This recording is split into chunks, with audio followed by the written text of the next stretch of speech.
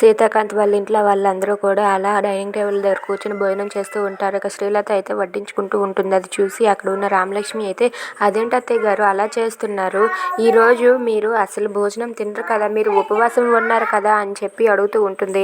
ఆ మాటలకు శ్రీలత అయితే ఒక్కసారిగా షాక్ అయిపోతుంది. ఇక రామలక్ష్మి అయితే ఇలా అంటూ ఉంటుంది, అవునండి ఈ రోజు నుంచి అత్తయ్య గారు ఉపవాసం ఉన్నారు. ఇక ఇదైతే పర్వాలేదు, కానీ ఇంకొకటి మాత్రం చేయాలనుకున్నారు. అదేంటంటే కటిక నేల మీద పడుకుంటానన్నారు, నిద్రపోతానన్నారు. ఆవిడ అసలు పరుపు మీదే పడుకోరంట అని చెప్పి రామలక్ష్మి అంటూ ఉంటుంది. అది విని శ్రీలత ఒక్కసారిగా షాక్ అయిపోతుంది. ఏంటిది ఇలా ఇరికిస్తుంది అని చెప్పి అనుకుంటుంది. నీకెవరు చెప్పారు అని చెప్పి శ్రీలత అంటే, ఒకసారి జ్యోతిష్యులకు ఫోన్ చేసి అడుగుదామా అత్తయ్య గారు అని చెప్పి అంటుంది.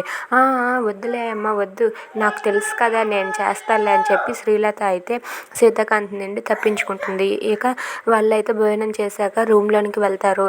అత్తయ్య గారు ఇదిగోండి పడుకోండి అత్తయ్య గారు అని చెప్పి నేలపైకి చేపను విసిరేస్తుంది రామలక్ష్మి. అది చూసి శ్రీలత అయితే ఒక్కసారిగా షాక్ అయిపోతుంది. ఇక రామలక్ష్మి అయితే బెడ్ పైకి ఎక్కి బెడ్ పై అలా నిద్రపోతూ ఉంటుంది.